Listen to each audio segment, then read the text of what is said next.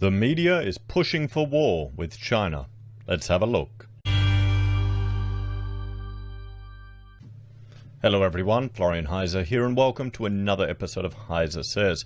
Grab your stein of coffee, because I thought we'd have a talk about, well, what I'm seeing in the media is just this push and escalation for war with China. Not something that I think, well, I would hope most people don't want.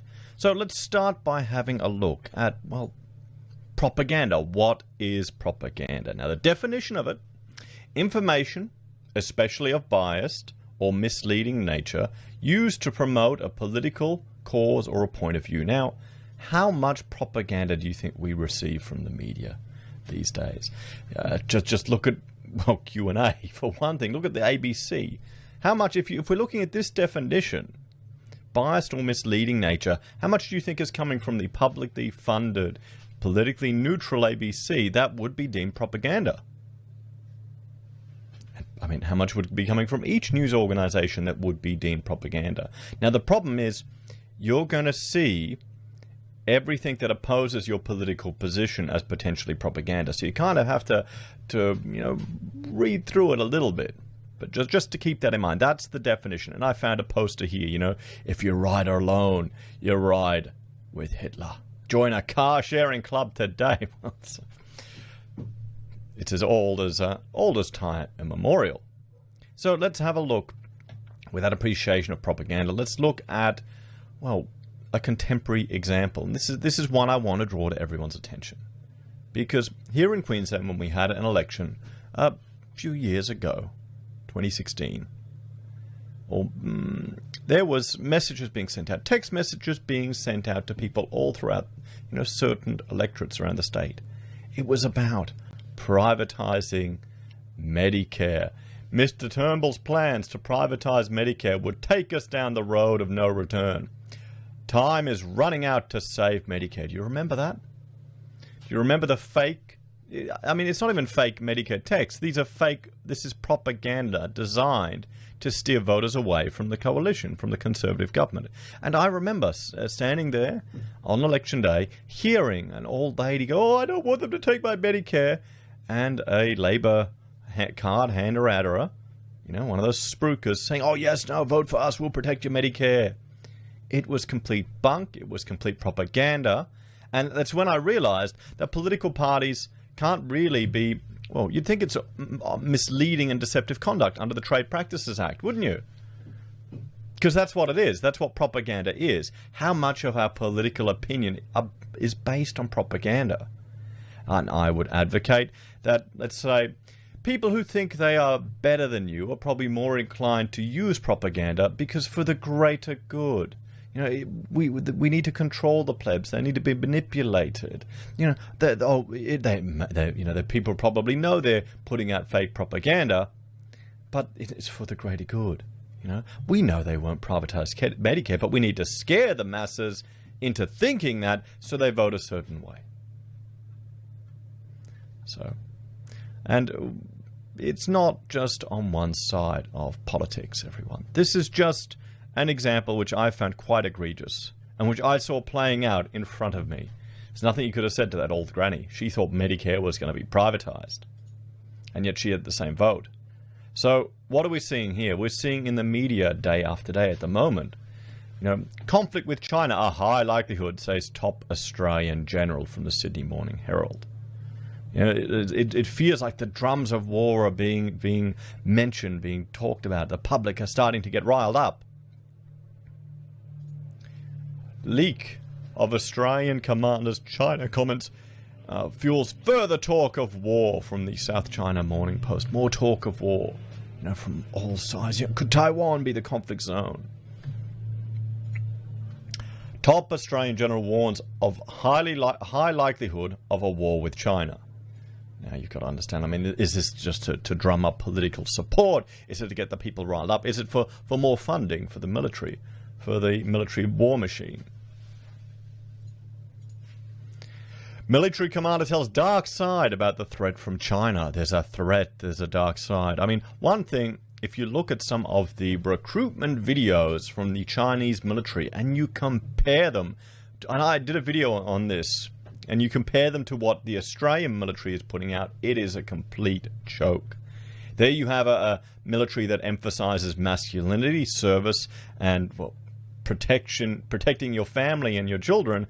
And here we've got, here in Australia, a military that's trying to get women to join and only requires them to serve half as long as men. Yeah, there you go. Sign up, lads, now.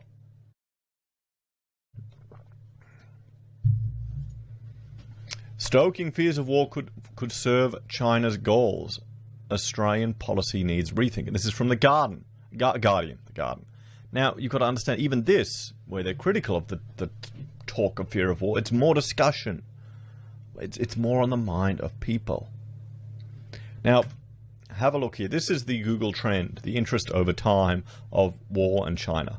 Have a look here how it's shot up, everyone. This is in the last 12 months, so it's essentially doubled in the last 12 months. So it definitely is more on the minds of people. More people are searching for it. More people are concerned.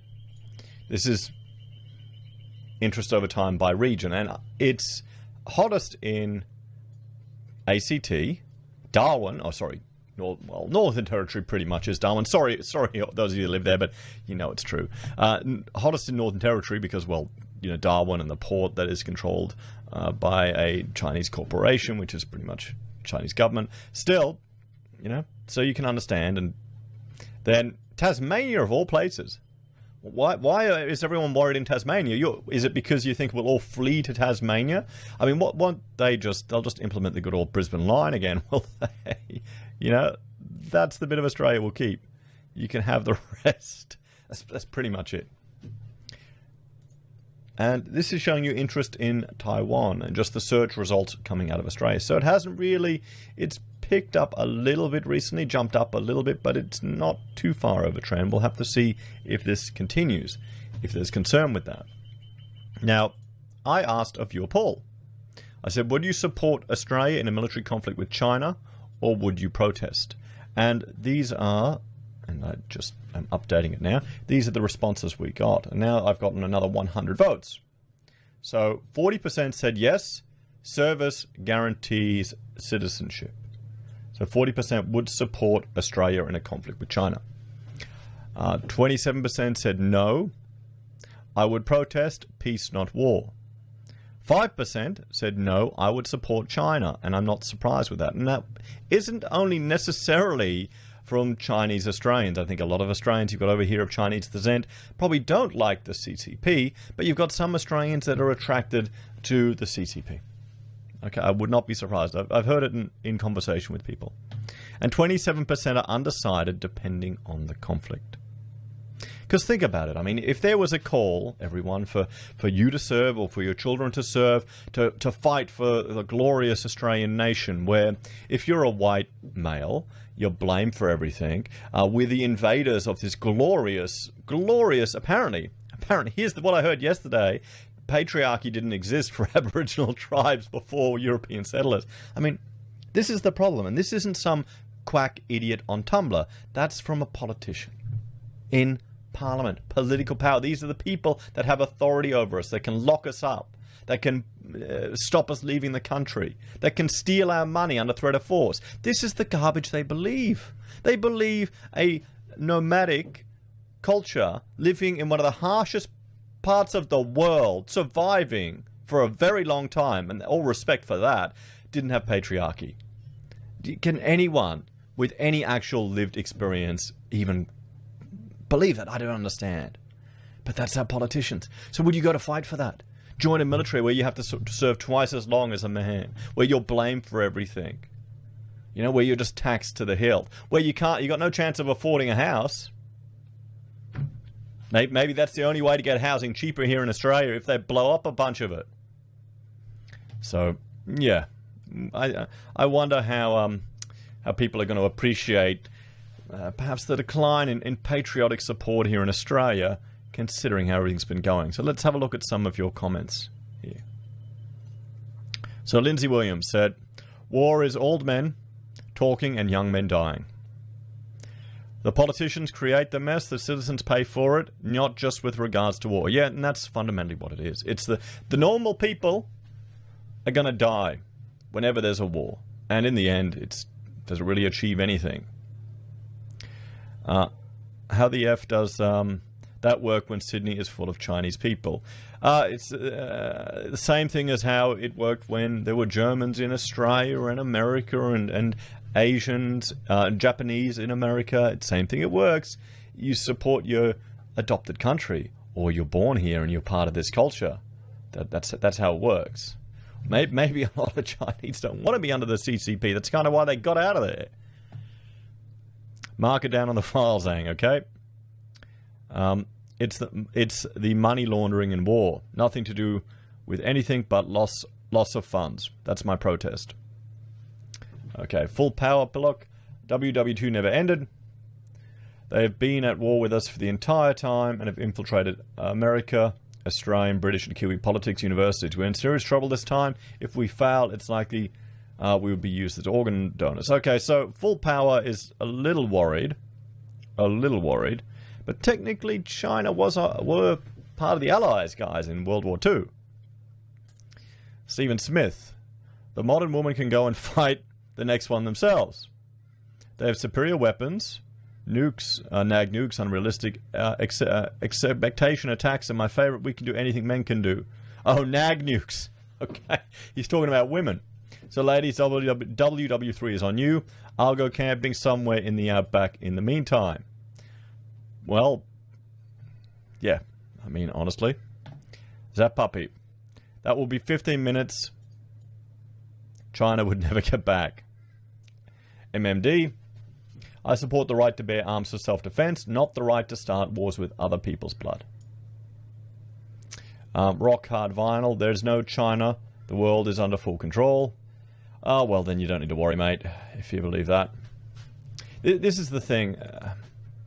The people who believe in some grandiose, controlled world that's completely organized, have they had no experience with project managers? Just how bad it is to get a group of people to organize something? I don't have that much confidence. I will argue toward or lean towards incompetence any day of the week. So, 1 ounce Silver Club. We would lose, so no goddamn way I want to see war. Why do we need to go kill people? Because of our government says so. Peter Dutton and ScoMo would be hung before the war broke out. I hope we would never get to that. If China came to invade, then yes, defend, but we ain't in no good position to fight a war. We remember Anzacs for this exact reason, so it must never happen again. Well, yeah, I mean, think about the Anzacs, guys. Think about just the disaster of some of Turkey. That wasn't a glorious military victory. It was a complete and utter defeat. For nothing. All those lives lost for nothing. We better start making slingshots immediately. I got a couple spare. I will fight to the death for my right to shop at Bunnings and buy goods from the People's Republic of China. Oh, boy. Middle Cove Motors. No way am I commenting that the CCP behave like Dominion on DS9. Oh, I gotta watch that. I gotta watch that again now. Actually, you just put that out there, didn't you, Heise? That's well, there you go. It's been so long since I've watched DS9. I still have DVDs of it. The 5% that would support China, does that mean 5% of the people that watch you are CCP operatives or just haven't read Animal Farm? There you go. I think it's haven't read Animal Farm, mate. I think a lot of Australians haven't read it. I think a lot of people, this is my discussions with people in Australia. One of them's going, why? You know, the good thing with China is you don't have the politicians, you don't have them changing it all the time. They just get stuff done. And I can appreciate how that is attractive, but there's a lot of you sacrifice for it. I mean, this is the thing. Our system can be very frustrating. I would advocate we need to modify our political... there's some things I quite admire about the United States system, but we need to modify universal suffrage so there's a weighting to it. So that the investment you have in the future of your nation weighs upon the contribution and say you can have. Just blanket universal suffrage, I think, leads to just the masses clamoring for more crap. But, I think that's too nuanced for most people to even comprehend that argument. They'll just attack you if you put it out there. Will Johnson, please read War is a Racket. The audio is free on YouTube. It takes less than an hour to read and will instantly change your perceptions of war. Okay? I'll have a look at it. I'll add that to the list. I might listen to it while I'm doing some demo work today. Adam, if we went to war, would the feminists be demanding equal representation in the draft? I mean, that's the thing. Remember, guys, you know, if it gets tough, they'll draft. Service guaranteed citizenship. Would you like to know more? Come on, apes, you want to live forever? Well, yeah, okay. Someone got the reference I put there. Herbert, if China wanted Australia, there's absolutely nothing anyone could do to stop them. Well, logistics. That's the one advantage we have: the level of remoteness and the logistics and the time frame. So that, you know, so it's not preconceived that it's going to end. All you need is our little Collins boats, which are pretty quiet. They're not that bad, everyone, anymore, to just impede their logistical abilities. And if you can achieve enough air superiority over a portion of Australia, then hopefully you could limit the ability for other goods and services to get here, because it's a big distance, guys. I support conscription of women for this war. So a lot of blokes are making the statement that, well, they don't want to fight for it. I mean, I wouldn't want to. You know what? I'm 40 now. If it was World War II, I would have been drafted into one of the police regiments. Everyone, and it's kind of horrific what they had to do. I support. Here we go. Australia has an army of 60 to 80,000. China's 2 to 3 million. Yep. What about you? Would you, or are you spineless? I don't want war. Not a chance. Not in a million years. I would advocate for the defense of our territory and our land, but not going overseas or fighting or intervening. No chance. So if that makes me spineless, well, happily make me spineless. I would advocate against it. 100%. I would actually, and I'll tell you my solutions, what I think we should be advocating for, what we should be using this propaganda for to push our politicians, and it's not war. Not war. So, if we go to war with China, wouldn't it just be business as usual, except we are fighting in Asia rather than the Middle East? No, it wouldn't. No, the scale of it, China's a real military threat. Are you insane to keep following these greedy corporations and private cooks after looking back on history? What are you saying there, Chris? Okay. Bo,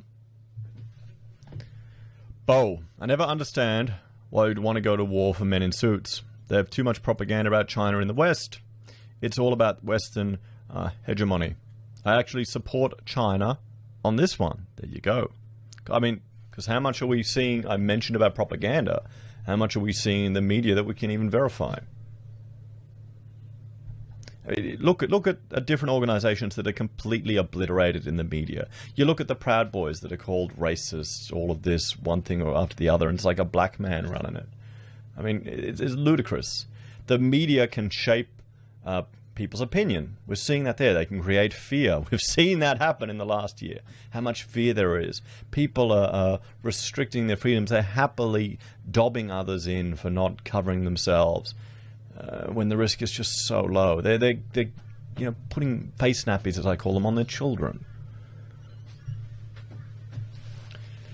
It will be interesting to see what the psychological impact of all of this is. We're really lucky here in Brisbane and Queensland because we've had hardly anything, But even then, when we were forced to wear face nappies walking around, going shopping, I just didn't go out. I didn't go shopping. I just avoided it. It's good. It saves money. And then the one time I do go out and I forget my face nappy, no one cares. And I'm living in a part of the city where even before we had any of this stuff, because it's the Asian part of Brisbane, people would wear masks all the time, just when they were sick. That was a common thing to see. I remember seeing it when I first went over to Hong Kong, and I thought it was unusual. Now living here, you kind of, before it didn't seem strange. So long as China doesn't send the emus, we're all good. Oh yeah, that's a reference to the emu war where we got our ass kicked. Depends which backyard it's in.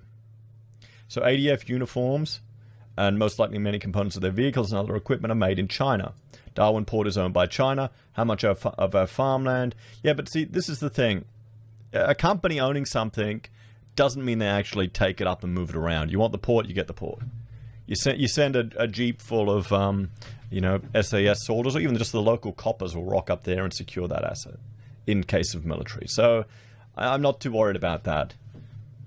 You make it sound like we have a choice when China invades to take back the assets it purchased. Well, we do. We do have a choice. Australia versus China is laughable, though. We need peace. Well, yeah, we do. A fifth option. I won't be some pawn used as fodder by the globalists like a chess game. The elites of countries worldwide are collaborating together to divide us, divide and conquer. We're being sucked into another WMD lie by News Corp and politicians. There is an agenda to take China down because their governance and successful economy represent a threat to the status quo. What hope do we have? George, China won the war without a single bullet. With all the anti-vaxxers in Oz, it will keep winning for many years before Australians learn to defend. So he's worried about the pandemic. Neville, we should demand our government destroy the Emergency Powers Act with an ironclad agreement it never be brought back in anything like it. Too much power in politicians' hands and in unelected hands. That's the real issue here. The power that the unelected bureaucrats have over our lives is immense in Australia, everyone. It is significant. South Australia Police Minister is effectively in control of South Australia. Australia is now a slave nation. It is no longer a democracy. Human rights have no relevance to our present-day politicians.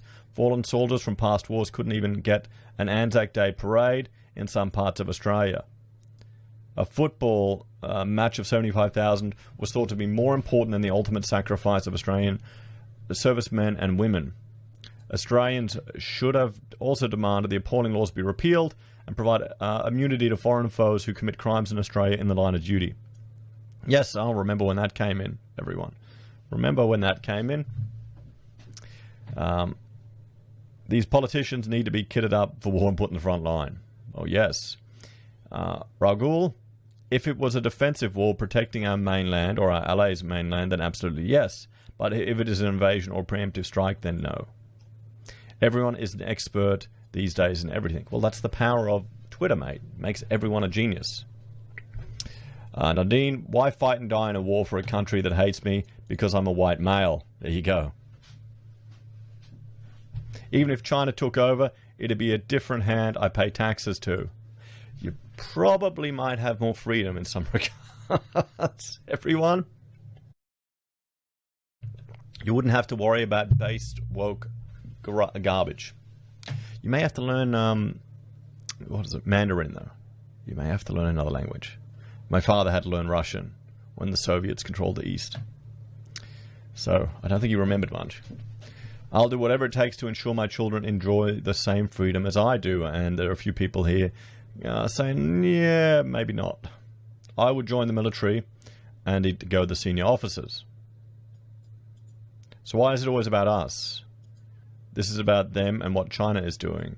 We spend more time trying to appease China while they're already engaging in great economic Cold War with us. The real question is, how much are we willing to surrender? China was always a brutal authoritarian government who starved millions of its own people in the Great Leap Forward. Yeah, no one remembers the Great Leap Forward, isn't it? When they're criticizing, the acts of our soldiers, there's no discussion about the Great Leap Forward. There's a response. Why should we listen to the opinions of a regime that committed atrocities, that had a one-child policy, that committed forced abortions on people? I mean, these are facts. Have people forgotten that? Or are we not taught that in school? Maybe we need to learn these things about socialism before we make our whole education system here woke beyond belief. Can't have that. Let's have a look. I don't support stage manufacturers' wars. I love my country, but I will not fight for people who don't share my values, or politicians selling our future prosperity to the same people we are supposed to be fighting. Might is right, and our country decided it wanted to be weak. Let's have a look here. I'm going to skip through some of these guys because the video is getting long. Jason French, it might be much better if we could get along, but unfortunately it doesn't look that way at the moment. There's only one winner in war, and it's not us. Dan Andrews would be okay. And war is stupid. So there are your polls, everyone, and I'll do an update again to see if we've had any more people voting while I've been recording. Another 100. It really hasn't changed the numbers that much. So what is the solution or the lesson that I would take from this? Well, I would argue that Australia needs to have a nuclear deterrent. We need to, you need to speak softly but carry a big stick. I think mutually assured destruction, in many ways, is the most effective way at ensuring a long-term peace between rivaling nations until we can resolve our, disputes in other ways. And then if Australia had its own nuclear deterrent, we'd have the capacity to perhaps not be so dependent on the United States and other countries to protect us.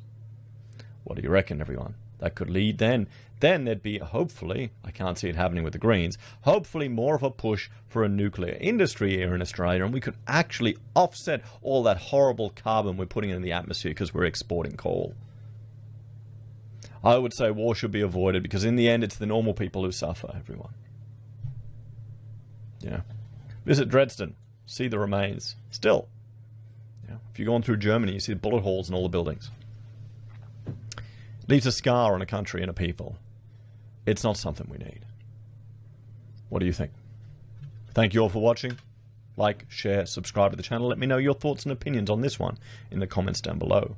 If you're a fan and enjoy the content I create here, there are a few ways you can support us. You can join us on YouTube or Patreon.